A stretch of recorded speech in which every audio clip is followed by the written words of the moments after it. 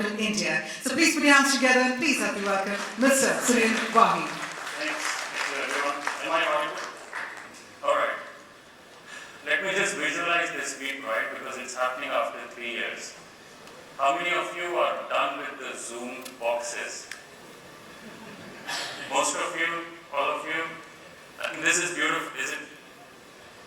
So look, I think it's great to be on this platform, and Harish, thank you so much for bringing us all together back in this particular prestigious forum. I just wanted to start with congratulating our sports players with a huge round of applause for the way they have changed what truly best means, right, in our industry, in our country. And essentially what they have done is they have given us so much of energy and momentum on the world space, isn't it? We should be proud of that. India is growing at about 7% from a GDP standpoint, right? We have some very good momentum getting built up in the logistics space. Logistics is about $250 billion as part of overall GDP, and it's also growing at a double-digit growth of 10 to 12%, right? As we run through this process, actually, this is becoming a big part of this particular sector, and this is driving consumer behavior. It's changing the way we are going to experience the next level of supply chain, right? And most of you, pretty much all of you, have gone through the experience which e-commerce gave us as part of the last 3 years when we lived through the COVID era. Actually, there's a huge impact and influence, and I think most of you are driving that influence in bringing logistics much more optimized, supply chain getting much more optimized from a cost standpoint and bringing it towards the world market, right? So some trends there for you to go through. One thing's for sure as we run through this particular year, right, in this forum, we're not going to go back to the way we used to do things, 3 years back. And I'm sure you would all agree with that, right? The way we have driven our companies over the last few years was very different. We ran it in a hybrid model. The way employees are also engaging with our companies has completely changed. The kind of stakeholders which we are dealing with has gone completely beyond the shareholders, right? And there are a whole lot of stakeholders which we need to deal with today. Naturally, everyone across the rising interest rates, the inflationary environment, stagflation scenarios, which I'm sure all of you are working out in your cash flow models and in your supply chains. So that's a very inherent risk which we need to work through. On top of that, we have supply chain challenges which you folks especially are dealing with on a constantly basis to ensure that the bottom lines are working closely with the CFO. ESG, how many of you have started looking at a sustainability strategy for your companies as well? Raise of hand. Quite a few, right? And that's no longer a PR story. It's becoming more and more real. You have to start thinking about what's going to be your sustainability strategy, because guess what? Employees want to work in companies who have the right sustainability model, right? And hence it's no longer a PR story. And we'll see a lot of that. I'm looking forward to a lot of sustainability conversations over the next 2 days. What this means to the CSO, the supply chain heads, folks in this particular forum, the sustainability heads, and also to the CXOs, right, is you're going to have a very different environment as you operate this particular area and moving forward. The velocity at which you make decisions is changing, right? The speed at which you need insights from your business has changed. And the last 3 years, we have learned how important data is, insights are. And Rohan spoke a lot about how they are transforming the digital routes of India, right? And that's all to do with data and insights. Insights are going to be extremely important for you. Supply disruptions, right? Nobody predicted COVID. Nobody predicted what's going to happen post-COVID. We didn't predict the war, right? And that had a big impact on the entire supply chains globally, right? We can't get our Macs on time. We can't get kids, the PlayStations and the Xboxes, we have placed orders for them. The entire value chain has evolved.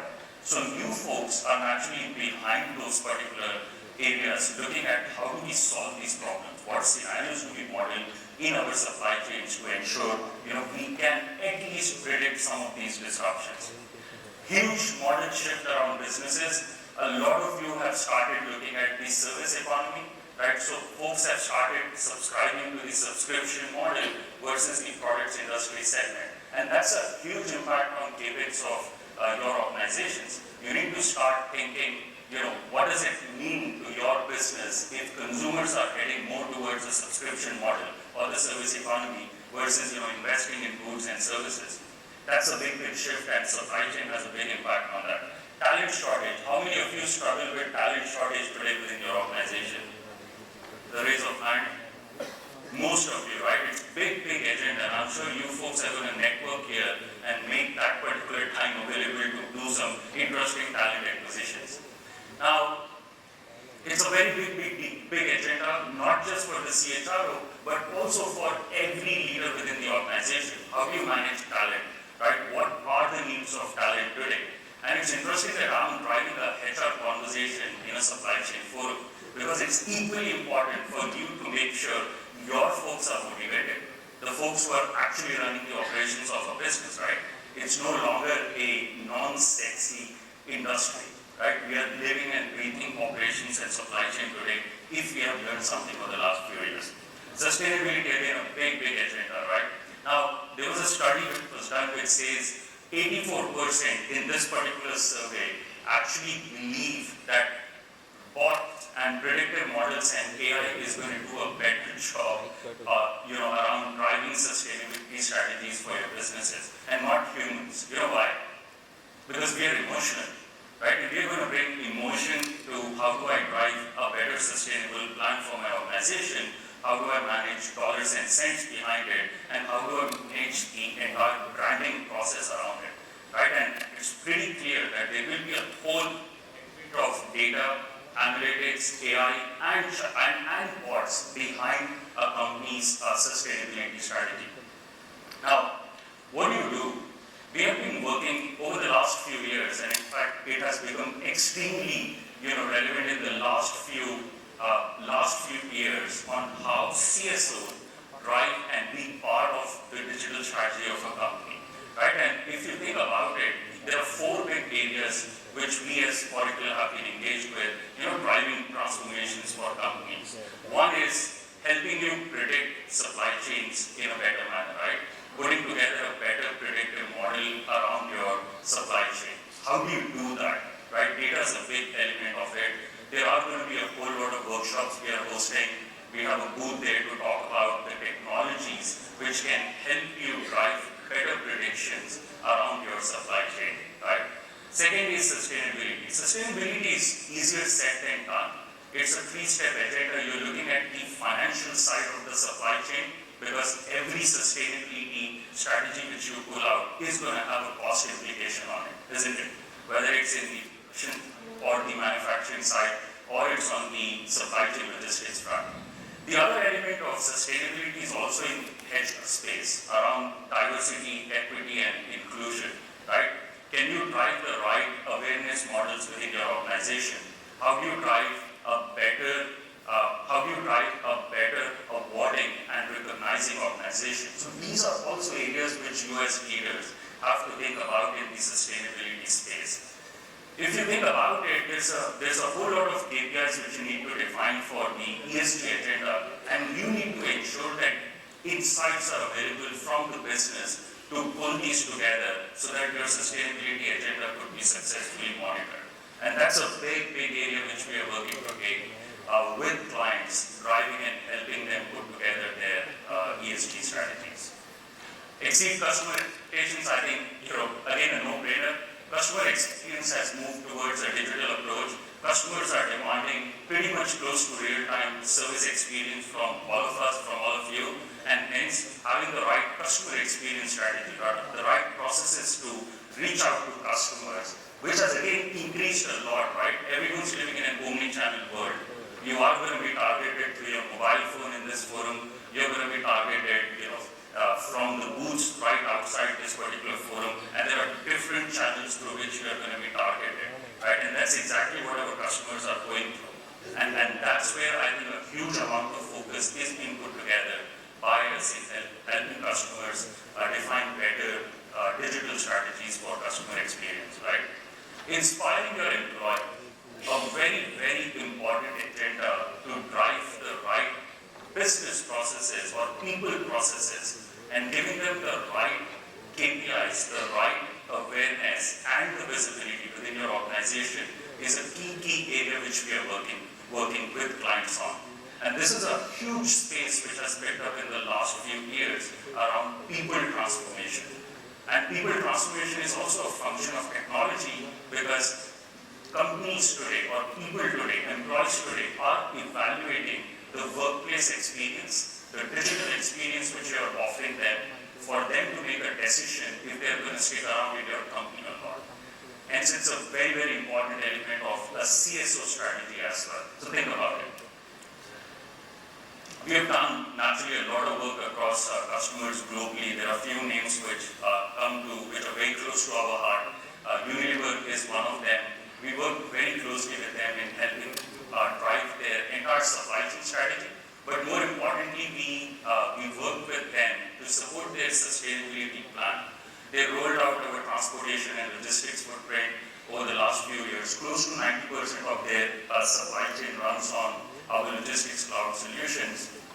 They were able to save close to 29 million kilometers. 29 million kilometers as they went through this journey with us by better vehicle utilization, better cost optimization models. They were also able to reduce a whole lot of CO2 emissions.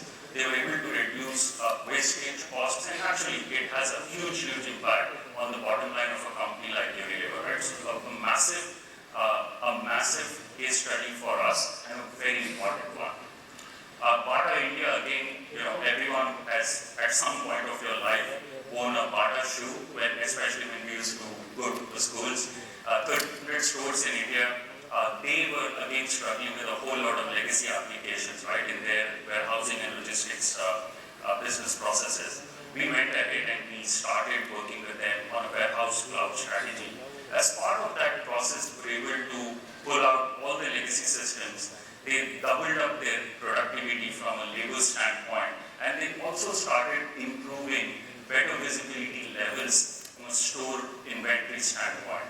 And that naturally has an impact on customer experience, it has an impact on revenue, it has an impact on top line. So again, a great case study, Bata India, 1,300 plus stores, all leveraging, at their distribution centers, our warehousing cloud footprint.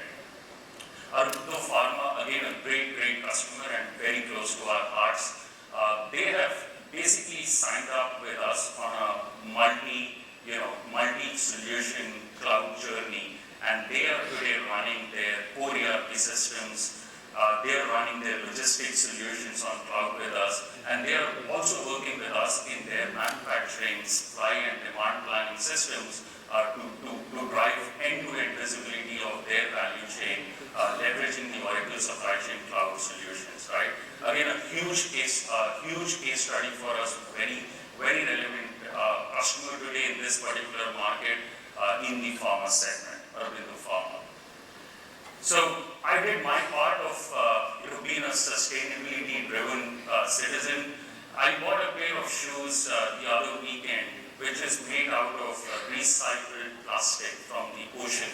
And interestingly, there are companies who provide these kind of materials to large brands like Adidas. So make sure you pick up a pair of your shoes. Not that I'm selling or marketing for Adidas. Look, with that, I would like to thank you. And I think there's a great series of 2 days set up here. We have some amazing networking sessions which are going to happen. I look forward to networking with all of you, understanding, most of you, and good luck with that. Have a great 2 days. Thank you.